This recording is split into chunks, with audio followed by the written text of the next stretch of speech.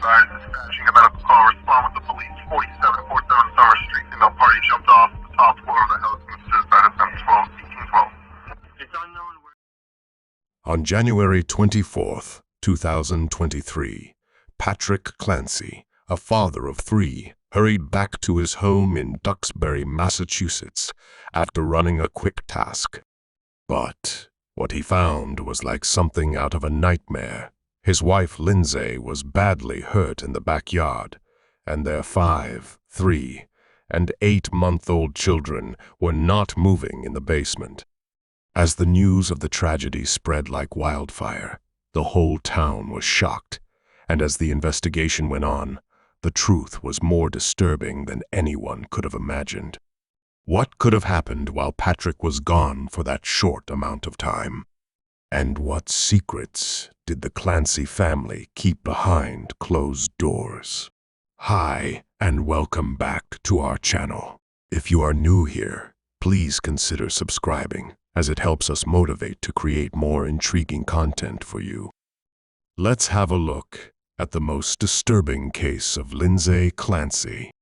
Let's jump right into this puzzle without further ado.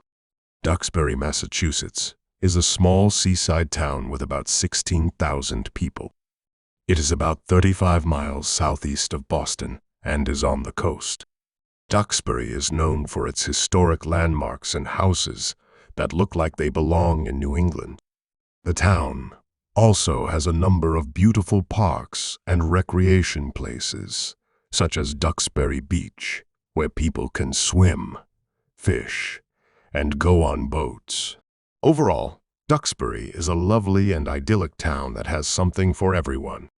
There's a lot to see and do in this beautiful coastal town, whether you're interested in history, the outdoors, or the arts. And this is where our story starts. In 2016, Patrick and Lindsay Clancy got married in a wedding that was so beautiful that everyone was in awe.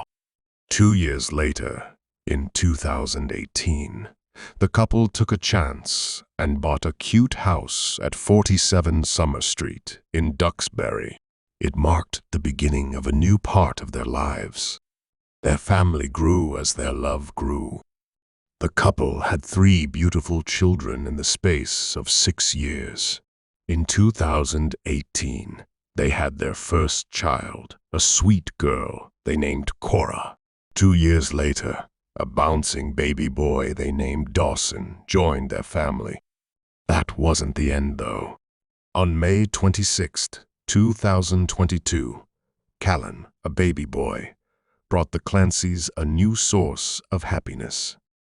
The children of Mr. and Mrs. Clancy were a beautiful mix of different personalities, and their trip together was nothing short of magical. Cora, for example, was a pretty girl with a good heart. She wanted to be a doctor and a mom one day, so she gave her little brother Callan checkups all the time. This made her parents' hearts melt. Dawson had big, brown eyes that shone with friendliness and warmth. He had a natural sense of humor and was always ready to let other people play with his toys. Callan, who was the youngest of the Clancy kids, was the picture of a happy baby. Since he was born, he never cried and always had a smile on his face. Because of this, his folks called him Happy Callan in a sweet way. Lindsay and Patrick were the best parents ever. They loved and cared for their kids a lot and didn't let anything get in the way of that. Lindsay was the perfect mother because she paid close attention to every detail of her kids' lives. Lindsay was a nurse at Massachusetts General Hospital who worked in labor and delivery. She was used to taking care of people, but her love for her children knew no limits. Her love for them was clear in everything she did, like working out while carrying her kids or pushing Dawson in his stroller while Cora rode her bike next to her. She loved every second she got to spend with her children and enjoyed each one. Patrick loved his family just as much as anyone else. He ran a business and worked from the basement of the family home. But even though he was always busy, He was always excited to take his kids on trips and show them the world. This loving dad did everything with his kids, from scooting through the park to skiing down the hills. He knew that his kids were the most important thing in his life, and he never took that for granted. He loved seeing how they grew and did well, and he knew that his love for them would only get stronger as time went on. At first, it seemed like everything was going well for the Clancy family. They were happy, healthy, and full of love. But all of that was about to change in an instant when tragedy struck without notice. On the morning of January 24th, 2023, a clean coat of snow covered the whole world. Lindsay and her daughter Cora got up early so that Cora could go to the doctor. Lindsay, who had been on maternity leave since her youngest son Callan was born, was very concerned about her daughter's health. When Lindsay and Cora got home from their meeting, they met Dawson outside in the snow. They laughed and had fun in the snow, where they also built a beautiful snowman. Lindsay took pictures of the happy times and shared them with her mom and husband. The day went by quickly, and as the afternoon started, Lindsay started to think about what she wanted to do for dinner. She went online to find out how long it would take to drive to the 3V restaurant in Plymouth. Later, at 4:47 p.m. she called CVS Pharmacy in Kingston to ask about children's Miralax, which is a medicine that helps kids go to the bathroom. The boss told her that they didn't have it in stock, but he gave her some suggestions of what to do instead. As soon as she got off the phone with the pharmacy, she sent a text message to her husband Patrick, who was working in his home office in the basement, asking if he wanted to order takeout for dinner. He said yes, so she ordered a Mediterranean power bowl for herself and a scallop and pork belly risotto for him right away. She also asked him to get the medicine for the kids on the way back. The order was made at 5:10 p.m. and Patrick left a few minutes later to get the takeout and the medicine. At 5:33 p.m., Patrick pulled into the parking lot of the CVS Pharmacy in Kingston. He ran to the kids section and grabbed his phone to call Lindsay to make sure they had the right medicine, but there was no answer. Lindsay called back in a minute and was able to check what he was going to get. When he picked up the food, he could smell the Mediterranean power bowl and taste the scallop and pork belly risotto. He couldn't wait to get home so he and his family could eat the meal.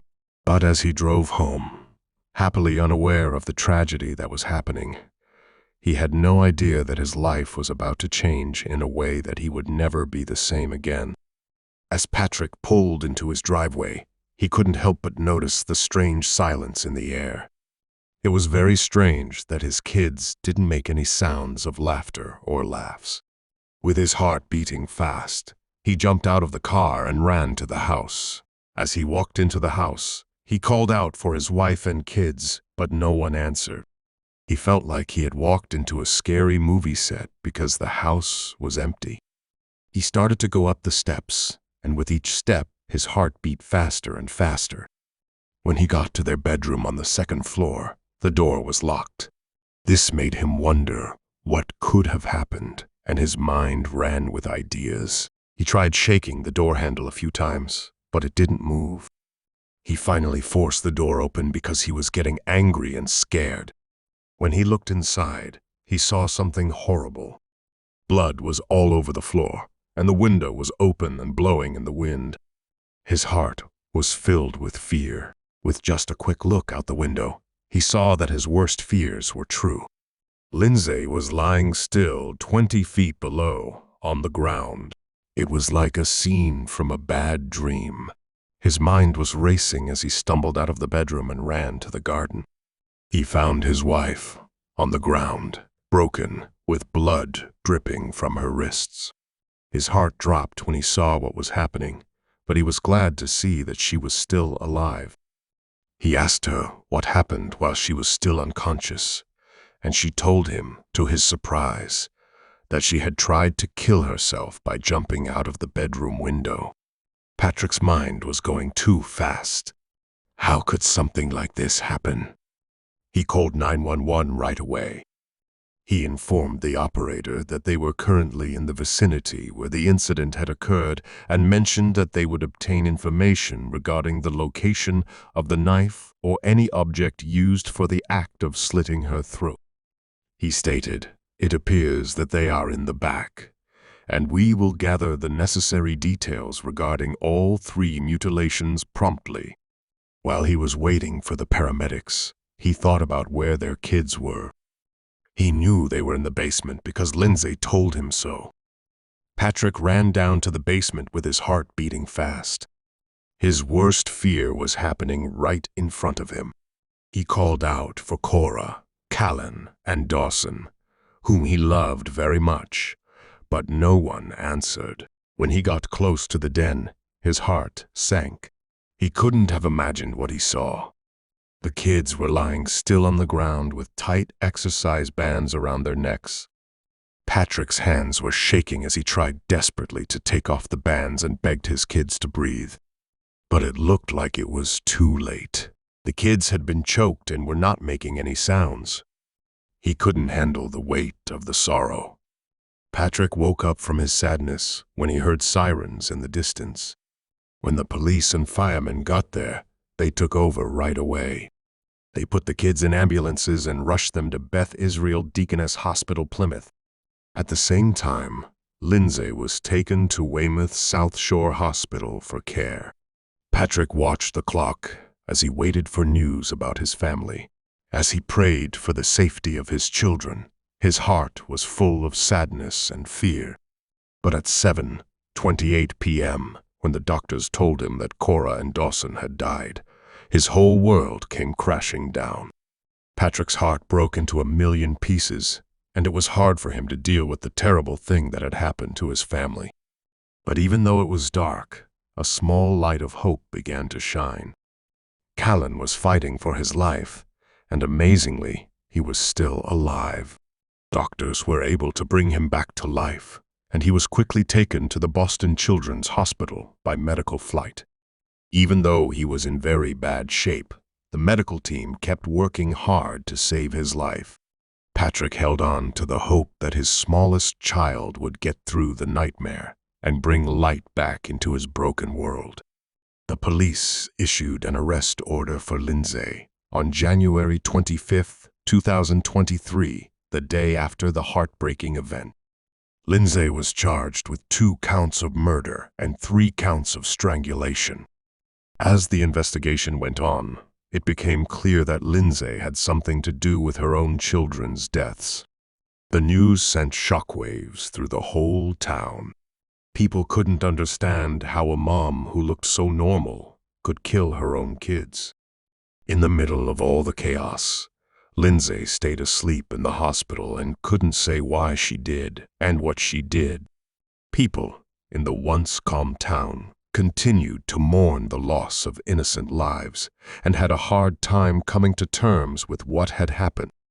At 11:18 a.m. on January 27, 2023, Callan's sad fight for life ended. It was a dark morning. Even though the doctors and nurses at Boston Children's Hospital worked hard, the 8-month-old's brain damage was too severe to be fixed. The damage that the exercise band around his neck did to his small body was too much for him to handle. It was a terrible event that shook everyone to their core. Lindsay, who hadn't been awake for days, finally opened her eyes. Even though she was breathing through a tube, she used an easel to tell people what she was thinking. The fall had done a lot of damage to her body, and she was paralyzed below the waist. But even though she was in a bad place, the police didn't think twice about charging her. There was a lot of proof, and there's no way to hide from the truth. The road to getting justice for what happened was just getting started. On January 28, 2023, Patrick finally got the guts to speak up. His heartbreaking post on the family's GoFundMe page made thousands of people feel a lump in their mouths. He wrote the post because he was heartbroken and devastated by the loss of his 3 beautiful children. He talked about the unimaginable pain and shock he was feeling, and how, without his children, who were the most important things in his life, he felt totally lost. In spite of everything, he was able to forgive Lindsay, and he asked other people to do the same. He also informed everyone that the real Lindsay loved and cared for everyone with open arms. After the post, there was a huge outpouring of love and support for Patrick and his family. People from all over the world gave money to help pay for the family's hospital bills, funeral, and legal help. Lindsay called her husband on the phone on February 6, 2023, while a well-known psychologist named Dr. Paul Ziesel was there. Her lawyer had hired Dr. Ziesel to figure out how Lindsay was feeling. During that call, she told a shocking secret that shocked everyone. Lindsay said that after Patrick left their house on January 24th, she had a psychotic episode in which she heard voices. She said that a man's voice told her to kill her dear children and herself because it was her last chance to do so. The weight of what she said left Patrick and the psychologist stunned, and they had a lot to think about after hearing what she said. After a full mental evaluation, the shocking truth about why Lindsay did such a terrible thing was found out. She had been going through postpartum sadness, which was found out. People often think that becoming a mother is one of the best things that can happen to a woman. However, this isn't always the case. Both postpartum sadness and postpartum psychosis can happen after a woman gives birth, and they can be very hard to deal with. Postpartum depression is a type of clinical sadness that happens to women after they have a baby. It can be caused by changes in hormones, not getting enough sleep, or worry. Some of the signs of depression are feeling sad, losing hope, and having trouble sleeping. On the other hand, postpartum psychosis is a rare but serious condition that happens in about 1 to 2 of every 1,000 births. It causes people to have false beliefs, hallucinations, and a lot of uncertainty. Postpartum psychosis is more likely to happen to women who have had either bipolar disorder or schizophrenia in the past. Both diseases need to be treated right away by a doctor to keep the mother and baby safe and healthy.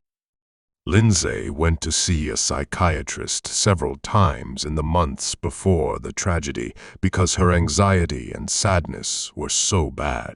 Even though she was labeled with generalized anxiety disorder, she continued to have problems with her mental health. She was given an incredible 13 different psychiatric medications to help her deal with her symptoms. These included strong drugs like clonazepam, Valium, Prozac, sertraline, and lorazepam, all of which had serious side effects and risks. Even though Lindsay's husband Patrick said she took the drugs as recommended, she told them in December 2022 that she was thinking about hurting their children. Lindsay checked herself into McLean Hospital in Massachusetts on January 1, 2023. After she was admitted, she was taken off of some medicines and put on others. On January 5th, she was able to go home. In the weeks that followed, her husband Patrick asked her if she was still having thoughts, and she said she wasn't.